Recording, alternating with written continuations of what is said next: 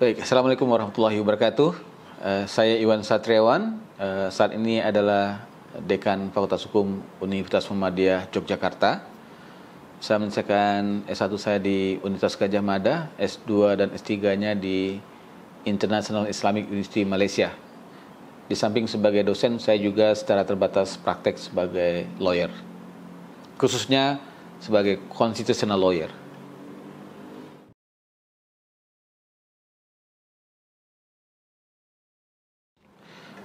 Kebetulan 5 tahun terakhir ini saya fokus riset kepada lembaga peradilan.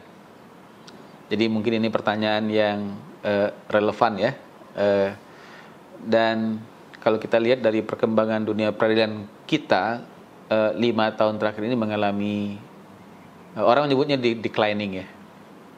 Declining. Bahkan itu sudah dimulai dari mungkin tahun 2013, sejak ditangkapnya Ketua MK Akhil Mokhtar ya oleh KPK. Setelah itu ditangkap lagi Ketua Hakim MK berikutnya Patrialis Akbar. Kemudian beruntun terjadi pelanggaran kode etik oleh Hakim MK, dan terakhir kasus yang menimpa Ketua MK ya.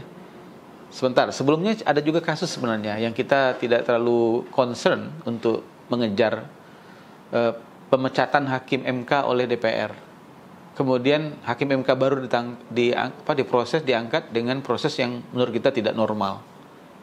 Jadi lembaga peradilan sekelas Mahkamah Konstitusi yang harusnya menjadi pengawal ya, pengawal konstitusi, tapi digapi oleh banyak masalah, dan itu bisa menjadi simbol declining of the quality of judiciary di Indonesia sejak 10 tahun terakhir, dan makin kesini semakin tidak membaik.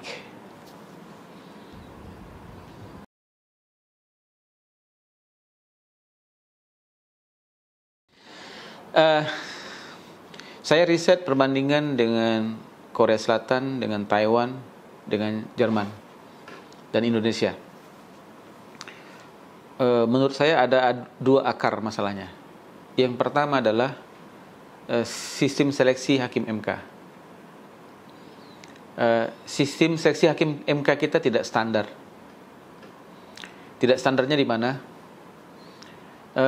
Kita pernah mengangkat Hakim MK, ya. Presiden pernah mengangkat Hakim MK tanpa fit and proper test, ya. Tanpa proses yang transparan, tanpa uji kepatutan dan sebagainya. Dan Hakim MK itu kemudian ditangkap oleh KPK. Ya, kita juga punya Hakim MK, bahkan Ketua MK, yang itu diproses secara tidak normal juga di DPR, ya, karena dianggap dia sudah periode yang kedua, lalu nggak di fit and proper test, ya. Dan hakim itu juga ditangkap oleh KPK. Ya, kita juga punya hakim yang berapa kali melanggar kode etik MK. Itu kalau kita tracking sejarah dia diproses, itu juga ada masalah dalam proses seleksinya, ya kan? Itu ada hakim MK, hakim Mahkamah Agung ditangkap oleh KPK. Itu kalau kita lacak, itu juga hakim yang punya masalah ketika dalam proses seleksi, ya. Kemudian kita juga pernah punya hakim MK yang melakukan pelanggaran kode etik dulu dan sekarang ini, itu kan semuanya hakim dari Mahkamah Agung. Itu karena akarnya adalah sistem seleksi di Mahkamah Agung tidak terbuka, tertutup. Jadi tidak ada transparansi, makanya tidak ada accountability, dan hasilnya seperti itu. Kalau dibandingkan dengan negara lain, contohnya Korea Selatan, seleksi hakim MK di Korea itu standar. Ya, mirip Indonesia, 3 orang diajukan oleh presiden, 3 orang oleh parlemennya, dan 3 orang oleh Mahkamah Agung Korea Selatan. Tetapi semua kandidat dari ketiga unsur ini semuanya harus mengikuti yang namanya confirmation hearing. Mungkin kita menyebutnya fit and proper test secara terbuka di Parlemen Korea Selatan atau National Assembly Korea Selatan. Sehingga disitulah calon itu akan dikuliti kualitasnya. Ya enggak? Apakah dia seorang ahli tata negara? Ya enggak? Paham tentang konstitusi? Kemudian secara integritas juga akan banyak masukan. Kalau terbuka semuanya, nanti banyak surat kaleng yang masuk. Masyarakat punya waktu yang cukup untuk memberi masukan. Oh, ini dia punya skandal ini, dia punya masalah ini. Ya. Karena itu kemudian kalau seandainya terbuka kan banyak, ada waktu bagi masyarakat untuk memberikan masukan. Dengan cara itu kemudian tidak mungkin muncul hakim sembarangan. Dan itu adalah sistem yang dibangun untuk memperoleh ya hasil maksimal. Ya, kita tidak mungkin melahirkan malaikat, ya enggak? Tapi kalau seandainya terlalu banyak hakim MK yang bermasalah, berarti ada sistem seleksi yang tidak benar, ya enggak? Kalau hanya 1, 2 itu, ya enggak? Tapi kalau sampai ada hakim MK banyak kena putusan pelanggaran kode etik, bahkan kasusnya kasus uang, ya, kasus konflik of interest, berarti kan, lah kenapa kita punya hakim yang seperti ini? Pasti ada yang salah dengan sistem seleksinya. Itu kesimpulan saya. Yang kedua, masalahnya adalah pengawasan kita itu lemah. Sistem pengawasan kepada hakim MK itu lemah. Sekarang kan pengawasannya cuma internal. Ya, dulu ada Dewan Etik yang kemudian dibubarkan, sekarang dibentuk lagi baru Mahkamah Kehormatan Hakim MK, ya enggak? Tapi kan itu tetap internal. Apa problem pengawasan internal? Problem pengawasan internalnya adalah ada beban psikologis dari hakimnya memeriksa teman sendiri. Ya enggak? Karena komposisinya itu kan satu dari hakim MK. Yang kedua mantan hakim MK. Yang ketiga baru dari masyarakat. Ya enggak? Jadi ada hambatan psikologis. Sehingga akhirnya keputusannya tidak maksimal. Dan itu wajar saja di mana-mana pengawasan internal itu tidak maksimal karena alasan-alasan psikologis dan solidaritas dan sebagainya. Makanya di luar negeri itu pengawasan itu bisa dua. Bisa internal, bisa eksternal. Makanya di Amerika gak usah dibuktikan lalu kode etik macam. Kalau ada skandal di lembaga peradilan, hakim misalnya di Amerika, dia diproses impeachment. Dan Senat atau House-nya Amerika akan membentuk tim investigasi yang profesional. Bahkan mereka mengangkat mantan jaksa berpengalaman untuk melakukan investigasi. Ya, bukan anggota DPR-nya yang investigasi, tapi mereka bentuk special committee. Namanya Special Committee for Investigation. Nggak main-main, Mas. Sehingga dengan cara begitulah lembaga negara itu accountable, ya nggak? Ya. Lembaga negara menjadi accountable dengan cara-cara pengawasan internal dan eksternal. Mahkamah Agung ada pengawasan internal dan eksternal. Tapi kenapa MK enggak? Oh, karena hakim MK itu lain. Nah, kan biasanya argumentasinya begitu. Ya, kalau seandainya hakim MK itu lain, berarti dia punya keistimewaan. Harusnya hakim MK itu juga diisi oleh orang yang istimewa. Orang dengan kualitas moral, etik tertinggi, ya enggak? Tapi sistem seleksi kita tidak melahirkan seperti itu, ya enggak? Bahkan hakim MK ada yang enggak paham kalau itu konflik of interest. Jadi saya mengatakan harusnya kalau kita setuju dengan pandangan bahwa hakim MK itu adalah makhluk istimewa, ya enggak? Wakil Tuhan, ya. Kan dia membuat keputusan berdasarkan ketuhanan yang Maha Esa, kan, wakil Tuhan, ya. Hanya ada satu profesi di dunia itu yang membuat keputusan atas nama Tuhan. Yaitu hakim. Ya. Nah, apalagi level hakim MK yang katanya istimewa, harusnya diisi oleh orang dengan karakter istimewa, pemahaman etik yang istimewa, knowledge yang istimewa. Nah, itu yang harus kita pikirkan ke depan, bagaimana menyusun, mereformulasi. Kalau saya, dalam riset saya, rekomendasi saya, kita harus melakukan reformulasi, restrukturisasi model seleksi hakim MK supaya sistem itu semakin baik dan melahirkan hakim MK dengan kualitas istimewa. Supaya tidak terjadi lagi kasus-kasus seperti ini. Ingat loh Mas, yang melanggar itu tidak hanya ketua MK loh. Yang melanggar itu banyak hakim MK loh. Dalam kasus itu. Kan cuma ada yang diingatkan secara teguran lisan, teguran tertulis. Tapi saya punya data Mas, siapa saja hakim MK yang sudah melakukan pelanggaran kode etik. Bahkan sudah ada yang 3 kali melanggar kode etik. Nggak sekali aja, 3 kali. Bahkan ada yang kedua ini. Ya kan? Kalau sekali mungkin orang khilaf lah. Tapi kalau berulang-ulang berarti dia nggak paham dia itu hakim, ya kan?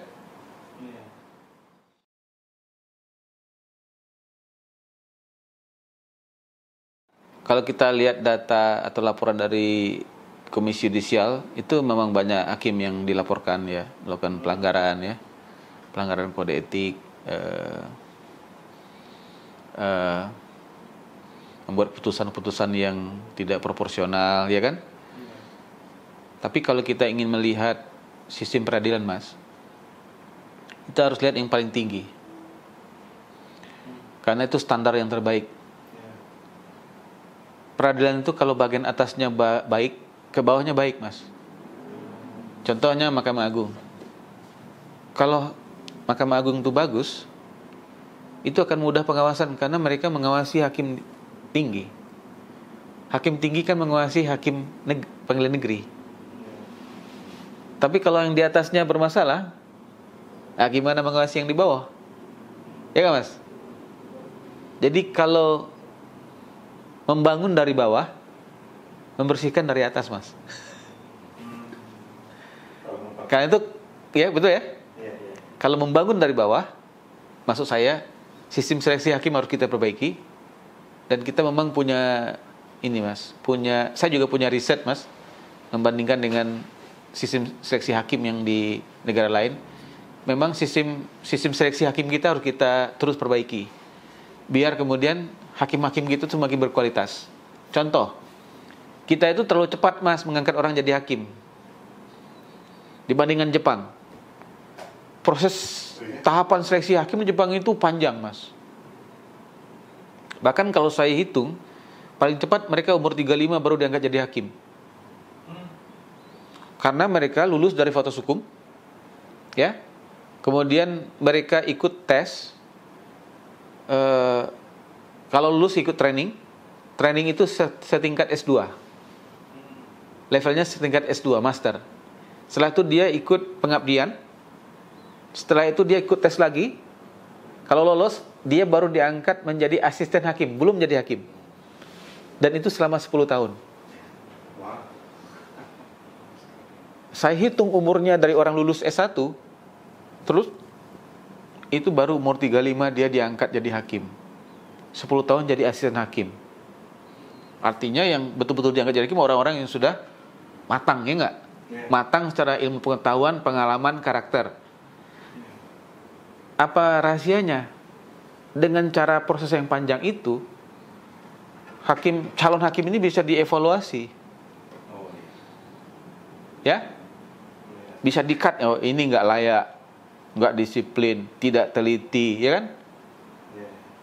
Kalau kita kan lebih cepat, Mas. Kita tuh sekarang sudah ada perbaikan juga dibanding dulu sebenarnya, tapi masih lebih mudah dibandingkan yang ada. Kita kayaknya jadi magang tuh cuma berapa tahun itu, ya. Dan itu pun S1 kan. Kalau sana sudah S2 levelnya. Jadi memang dari bawah, Mas, harus ada semacam, saya menyebutnya penyusunan ulang konsep seleksi hakim, ya. Dan kita bisa banyak belajar dari negara-negara lain. Oke. Tapi yang di atas, nah kuncinya yang di atas, Mas, karena dia yang menguasai. Ya, terutama Mahkamah Agung ya, Mas. Kalau Mahkamah Agung punya masalah, Mas, wah itu ke bawah bisa berpengaruh, Mas. Tapi kalau Mahkamah Agungnya punya konsep komitmen untuk membangun lembaga peradilan yang agung, katanya kan, melahirkan peradilan yang agung kan, ya. Saya diundang oleh Mahkamah Agung, ada usaha untuk itu, untuk memperketat pengawasan macam, udah usaha bagus. Itu artinya kalau Mahkamah Agungnya bagus kan ada usaha dari atas ke bawah. Jadi harus ada dari bawah itu ada proses seleksi yang bagus, dari atas ada pengawasan yang bagus. Kalau ini jalan, nah masalahnya sekarang MK itu siapa yang ngawasi? Iya, ya sekarang pengawasan masyarakat yang bekerja ya. Ya kemarin sidang itu kan juga terjadi karena masyarakat berani melapor. Jadi ini ada juga hubungan dengan civil society dari masyarakat gitu, ya kan? Kalau Mahkamah Agung kan sudah ada laporannya melalui KY ya. Jadi ini memang kita ini negara demokrasi yang kemarin katanya new emerging demokrasi, negara demokrasi yang baru tumbuh.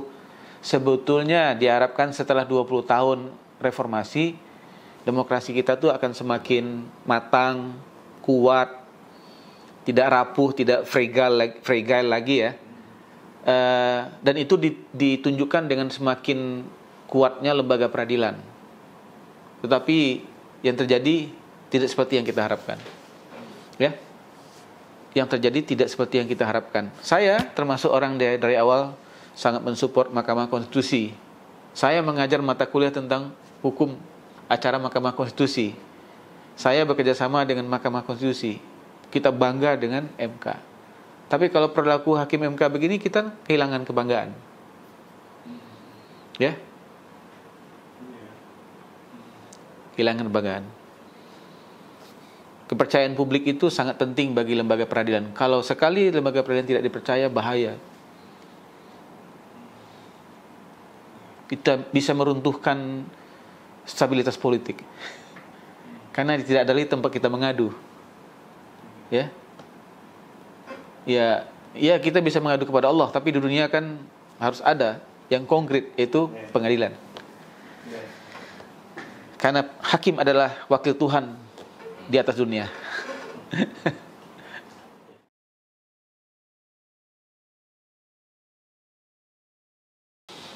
Kalau kemarin ditangkap beberapa hakim agung, itu kalau ditangkap satu hakim agung, biasanya minimal ditangkap tuh ada 10 orang.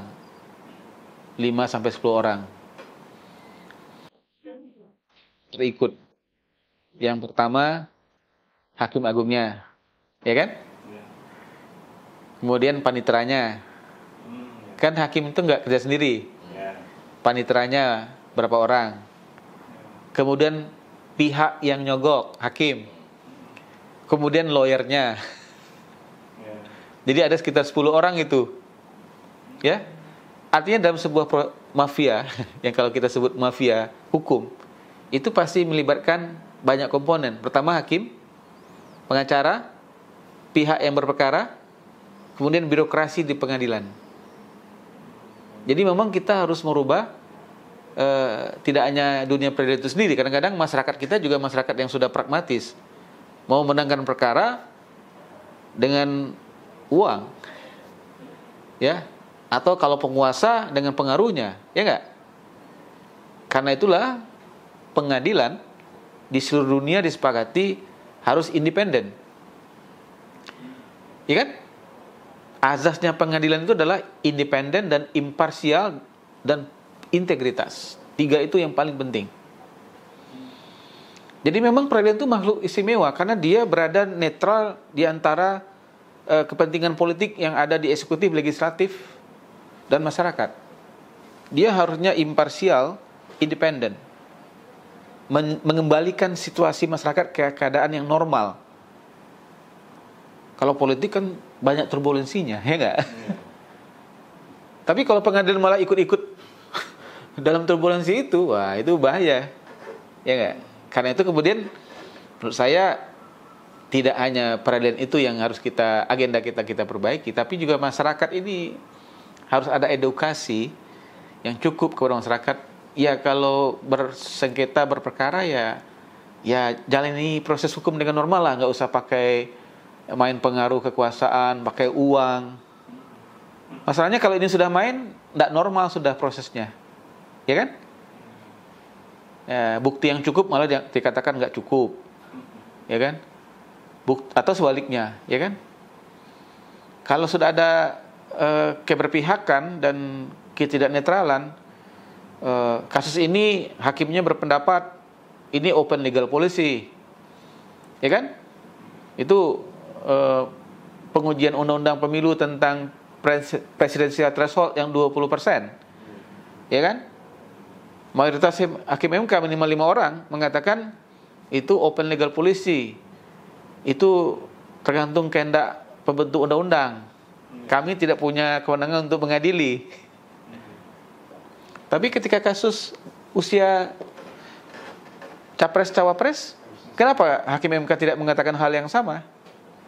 Ya kan? Menolak perkara itu dengan mengatakan ini batas usia itu urusan pembentuk undang-undang, DPR dan Presiden. Kenapa harus cawe-cawe dengan membuat klausula tambahan 40, tetap umur 40, tapi kecuali dimaknai orang yang ya ini akan akal-akalan itu. Kenapa nggak ngomongnya sama aja? Ya nggak? Jadi konsistensi itu mempengaruhi kepercayaan publik. Gitu Mas. Jadi masyarakat juga, dunia lawyer juga harus kita perbaiki.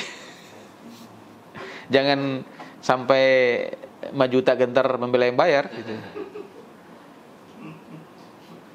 Di titik tertentu lawyer itu harus punya sikap. Memang dia diberi kuasa oleh kliennya untuk membela klien, tapi di titik tertentu dia juga harus profesional mengatakan tidak mengikuti semua apa yang diinginkan oleh kliennya.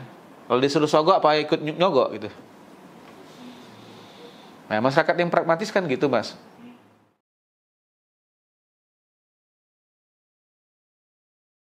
Pendapat saya yang pertama adalah kalau hakim MK itu lurus, dari awal perkara itu ditolak.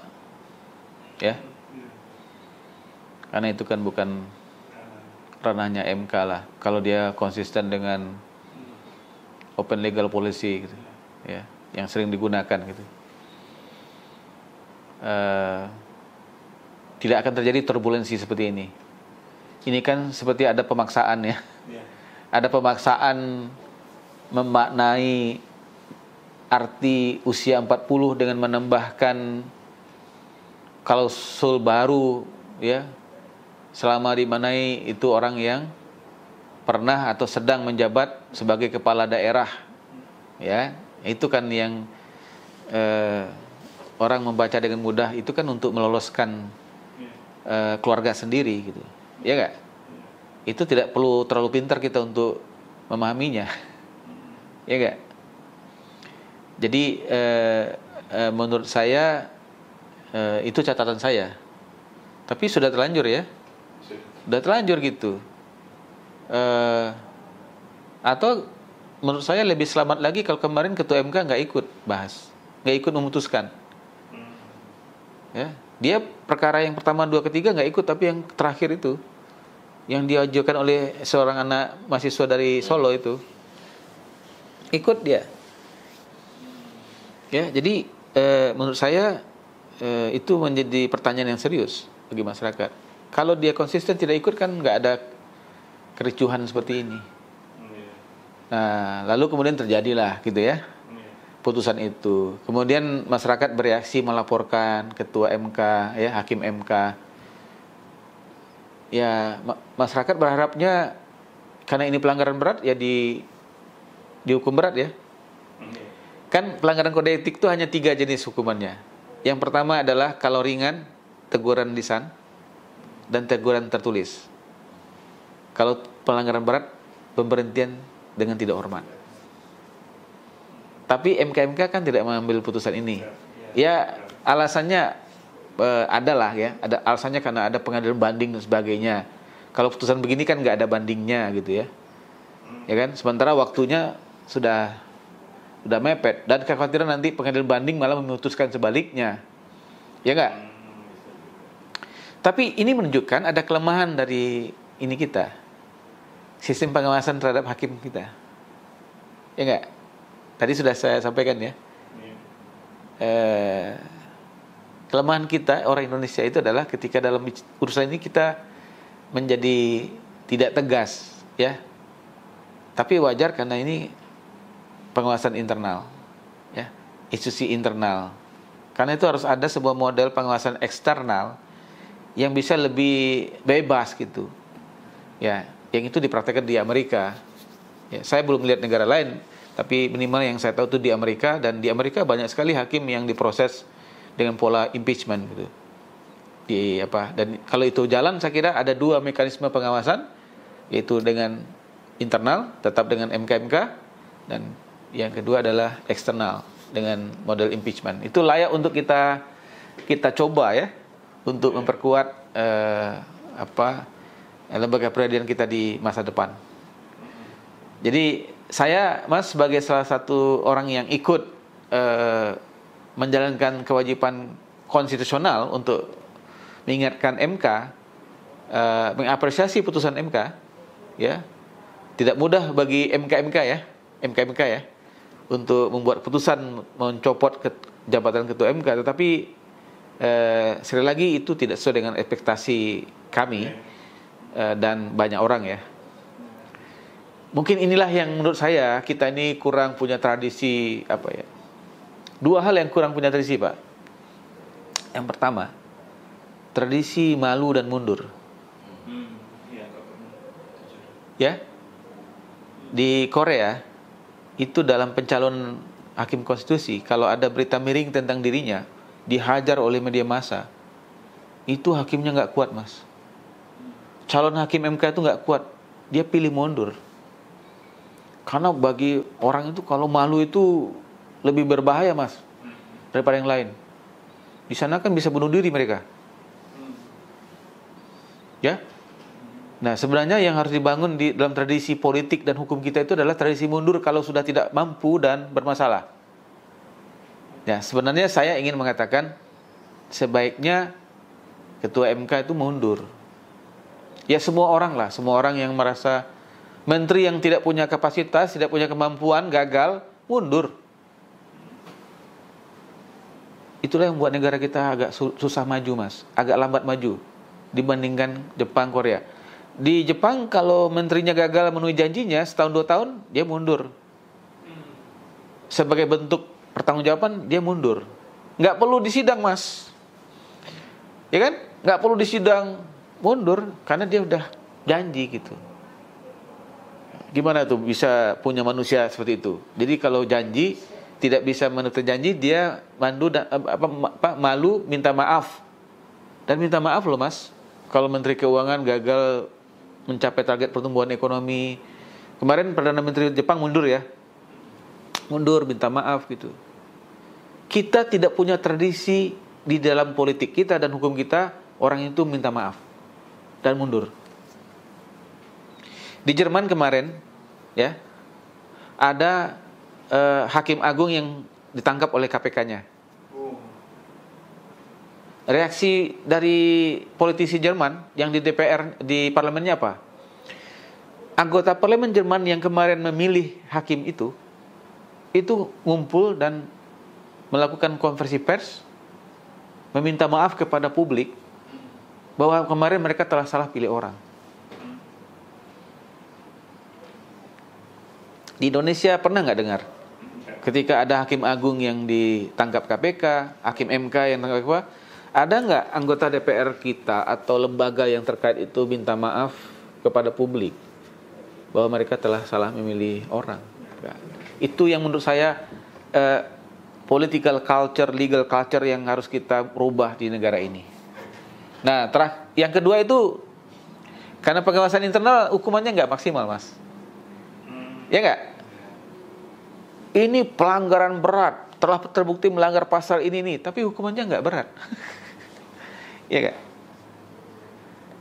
Ya tadi itu ya, namanya internal ada psychological barrier.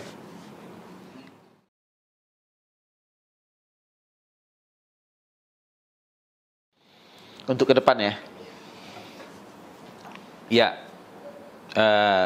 jangka panjang pendidikan hukum harus berbenah juga, ya. Bagaimana pendidikan hukum itu tidak hanya mengajari mahasiswanya pintar secara pengetahuan hukum, tapi ditanamkan etika profesi yang sangat kuat. Bayangan saya memang profesi hukum seperti hakim, jaksa, pengacara itu kan profesi-profesi yang sangat nobel kata orang ya, sangat terhormat, tapi sekaligus profesi yang rentan dengan godaan, ya enggak? Banyak orang tergelincir di profesi itu kan, baik hakim, jaksa, pengacara, itu banyak orang tergelincir dengan profesi itu karena dia rentan dengan banyak godaan. Karena itu memang pendidikan hukum itu harus kita terus benahi. Itu jangka panjang. Jangka pendeknya adalah yang terkait dengan seleksi para hakim, ya, seleksi menjadi jaksa, seleksi menjadi pengacara. Ya, kita tidak mungkin memperbaiki negara ini. Kita ingin menyapu lantai, tapi dengan sapu yang kotor juga, ya kan? Kita nggak mungkin ingin memperbaiki dunia peradilan, tapi aparat penegak hukumnya orang-orang yang tidak punya komitmen untuk membersihkan dunia peradilan. Bahkan mereka di sana bercokol untuk memperkaya diri sendiri dengan praktek suap menyuap seperti yang sering terjadi, ya nggak? Bahkan sebuah perkara itu bisa ditangkap semuanya, hakimnya, jaksanya, sama pengacaranya, ya nggak? Itu berapa tahun yang lalu ya? Pasti itu yang namanya mafia. Tidak ada itu kemudian mafia itu berjalan hanya hakimnya, ya. Pasti melibatkan pihak yang lain, ya nggak? Makanya kita nyebutnya mafia gitu. Jadi banyak aspek kalau kita lihat itu. Tapi kalau secara spesifik kita benahilah proses seleksi para aparat penegak hukum, ya. Tapi ya di atas itu menurut saya puncaknya itu adalah ini menunjukkan lemahnya leadership para penyelenggara negara kita, ya kan. Jadi yang harus dirubah juga adalah leader kita, Mas. Kenapa saya katakan gitu? Yang mengusulkan pengangkatan Kapolri itu adalah Presiden, ya nggak? Dengan minta pertimbangan DPR, ya nggak? Jaksa Agung juga sama, ya nggak? Pemilihan Hakim Agung juga oleh DPR, ya nggak? Diproses oleh KY, ujung-ujungnya balik lagi ke DPR. MK 3 orang dari Presiden, 3 orang dari DPR, 3 orang dari Mahkamah Agung. Artinya lembaga-lembaga yang ini nih, kalau leadernya bagus, insya Allah produknya bagus. Kalau leadernya nggak bagus, produknya orang yang diangkat juga tidak bagus. Jadi kalau bicara leadership tidak hanya Presiden, Mas, ya. Presiden, DPR, Mahkamah Agung, Mahkamah Konstitusi. Ini lembaga-lembaga yang harus diisi oleh orang yang kompeten, punya integritas. Saya kira ini pekerjaan besar, Mas, yang kalau Presiden ya kuncinya adalah pemilu yang benar, ya enggak? Kalau DPR juga pemilu yang benar.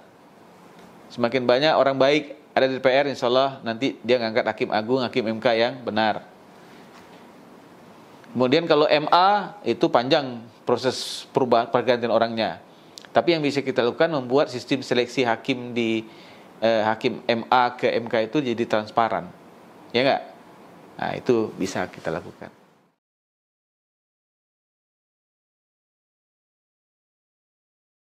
Untuk Indonesia, kita tidak perlu mendikotomikan hukum positif dan hukum Islam. Karena hukum Islam itu merupakan salah satu sumber hukumnya hukum positif. Ya. Jadi ketika menyusun konstitusi, undang-undang, peraturan, itu sumber hukum material yang kita jadikan rujukan itu ada hukum Belanda, ya enggak? Kemudian ada hukum Islam, ada hukum adat, ya enggak? Nah, karena kita mayoritas Muslim, tentu Presiden, anggota DPR, DPRD kan mayoritas Muslim. Nah, kalau mereka punya kesadaran untuk menyampaikan ya apa yang nilai-nilai terbaik dari hukum Islam dan bisa diadopsi oleh hukum positif, kan nggak ada masalah. Kan itu diperjuangkan melalui sebuah proses demokrasi, ya nggak? Dan sudah banyak hukum-hukum Islam yang kemudian diadopsi oleh hukum positif, diintegrasikan ke dalam sistem hukum nasional. Misalnya, kita punya undang-undang perbankan Islam, ya nggak? Kita punya asuransi Islam, pegadaian syariah, ya nggak? Hukum perkawinan itu diambilnya dari hukum Islam, ya nggak, Mas? Undang-undang perkawinan kan? Kompilasi hukum Islam, Mas. Jadi tidak dikotomis. Jadi sebaiknya di wilayah-wilayah tertentu, misalnya di Bali misalnya, orang Bali mungkin juga membuat perda-perda yang itu dipengaruhi oleh tradisi-tradisi Hindu, ya nggak? Misalnya di waktu hari raya Nyepi mereka buat aturan nggak boleh ada pesawat yang naik dan turun, ya nggak? Itu menghormati tradisi agamanya orang Hindu. Jadi di Indonesia menurut saya tidak ada dikotomi antara agama dengan hukum, karena value agama itu menjadi sumber hukumnya, hukum positif.